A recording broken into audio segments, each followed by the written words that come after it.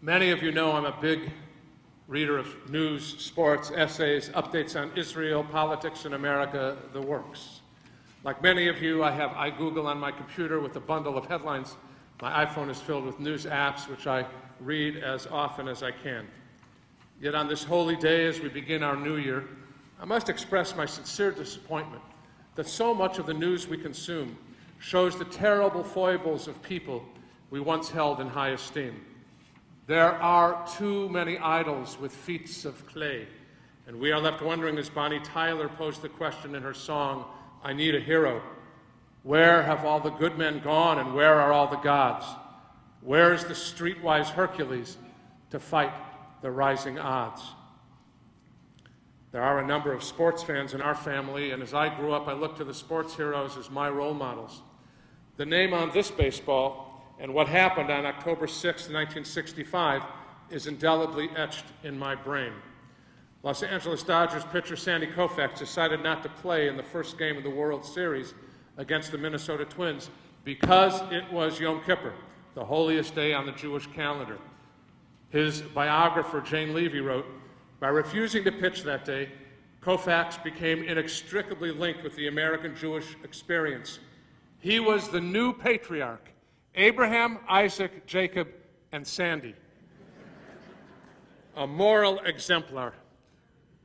We have to ask, are there heroes today who are our moral exemplars?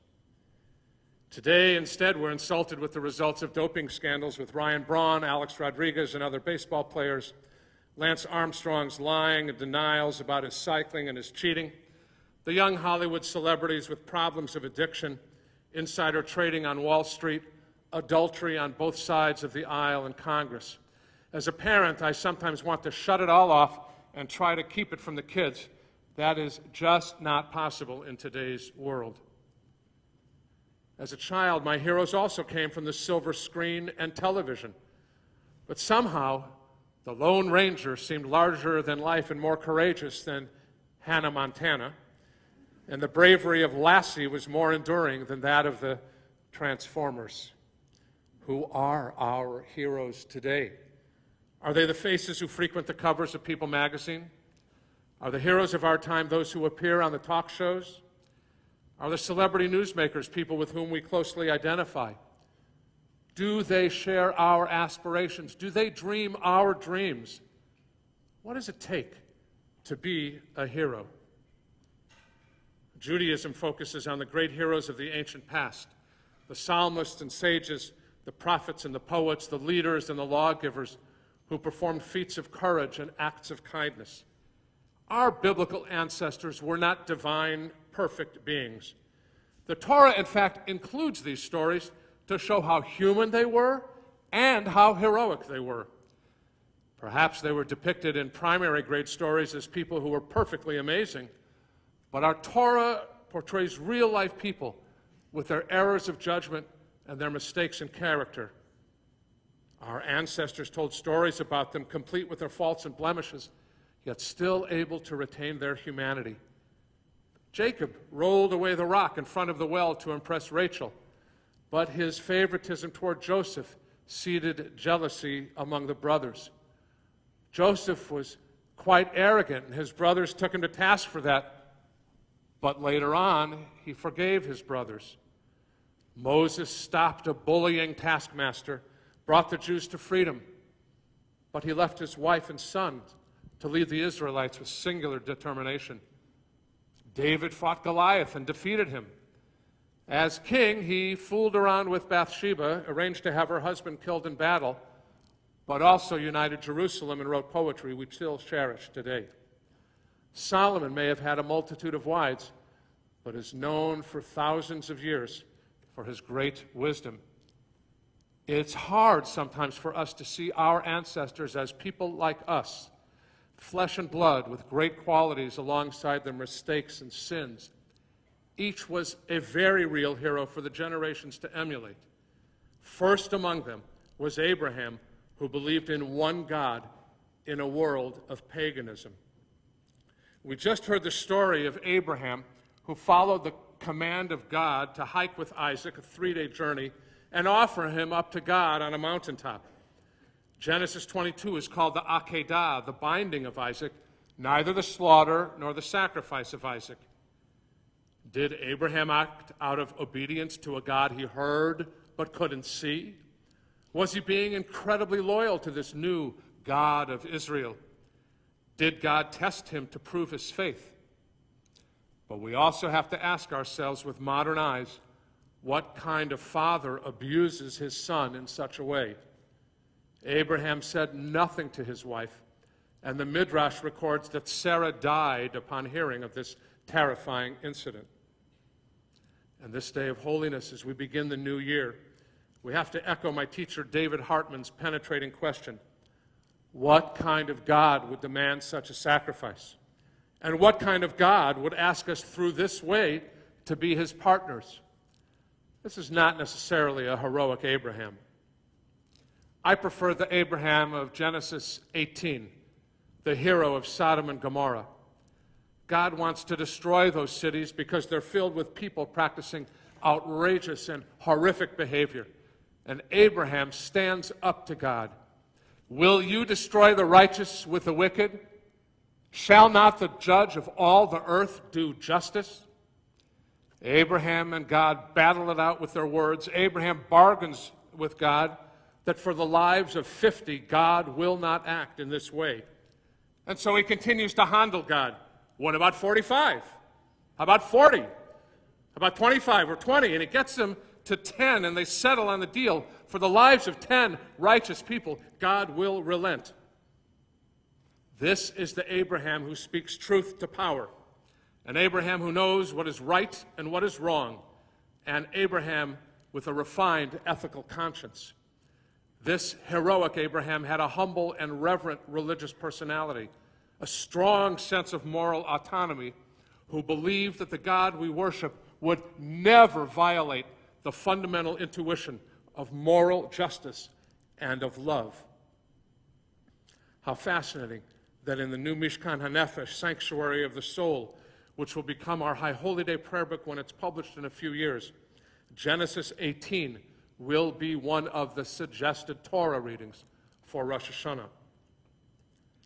But today we have to lift up other heroes, like Aung San Suu Kyi, the dissident Burmese leader who's been her country's conscience, winning the Nobel Peace Prize, though locked behind the door of her imprisonment. Now free, her spirit strengthens her people. Malala Yousafzai, the Pakistani girl shot by the Taliban, has inspired others to learn and read. She proclaims, "Let us pick up our books and pens, our most powerful weapons."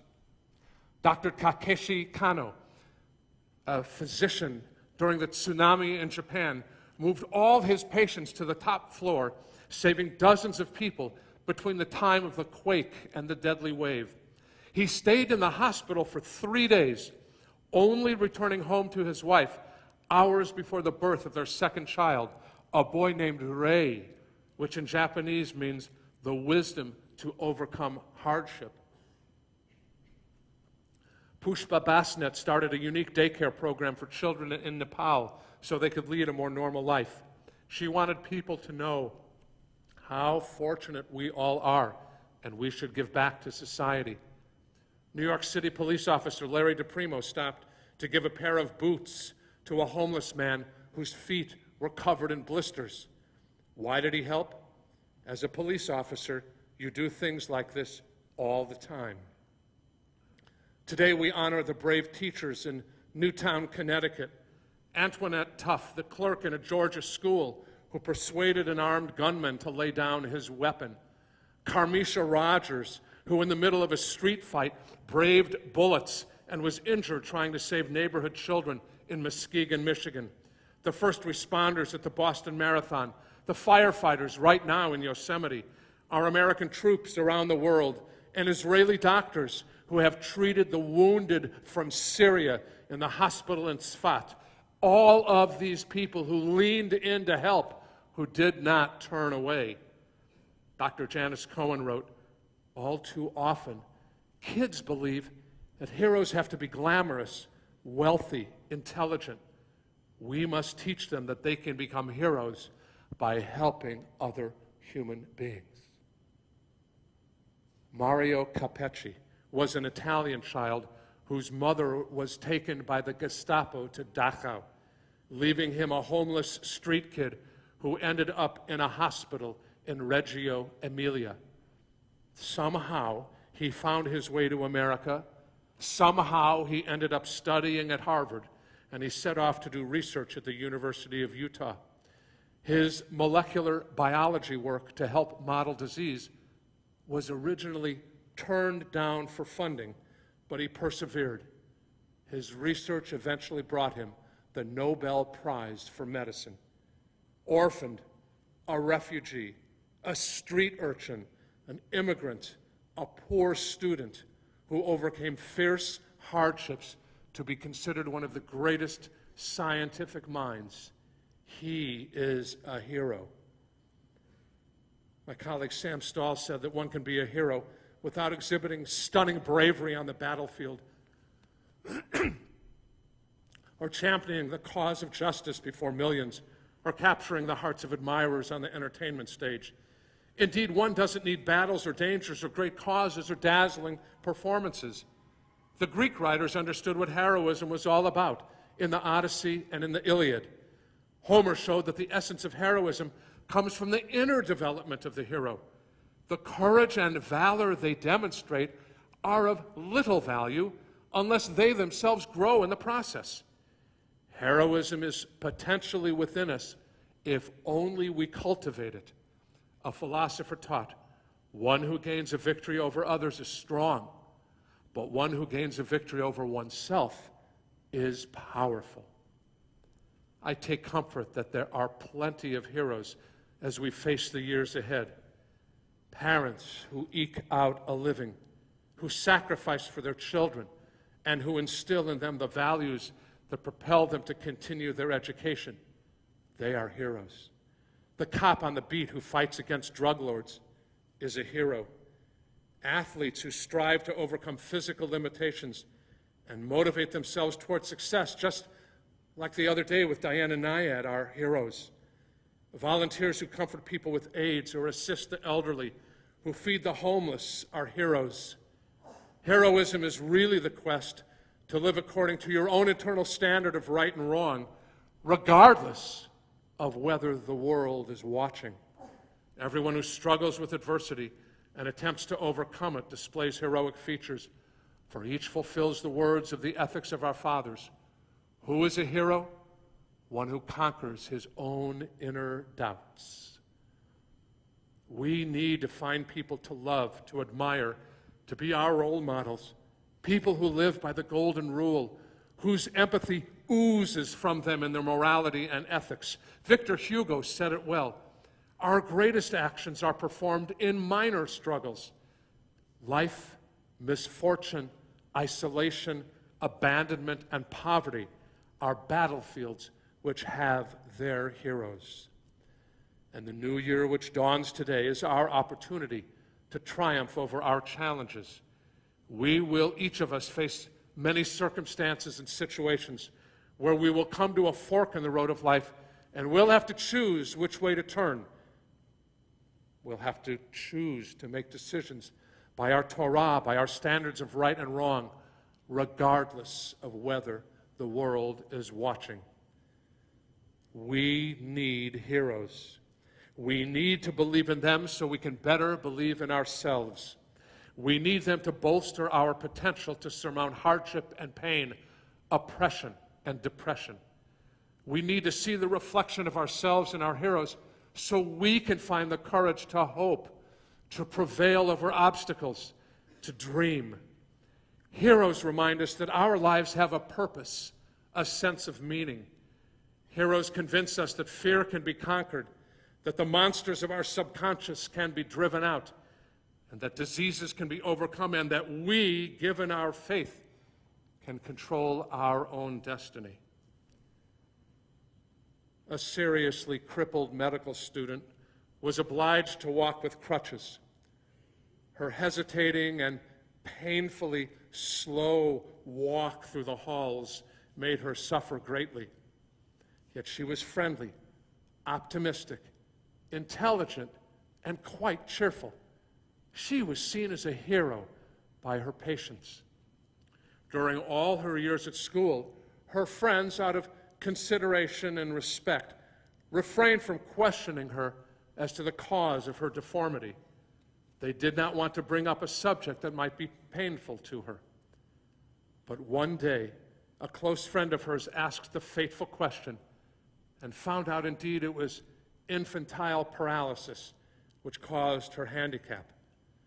"Then tell me," said the admiring friend, "with such a misfortune, how can you face the world so confidently and without bitterness?" The medical student smiled at her friend and said, "You see, the paralysis never entered my heart." May each of us never feel a moral paralysis, and may we act like heroes with our words and our deeds throughout the year ahead. Amen.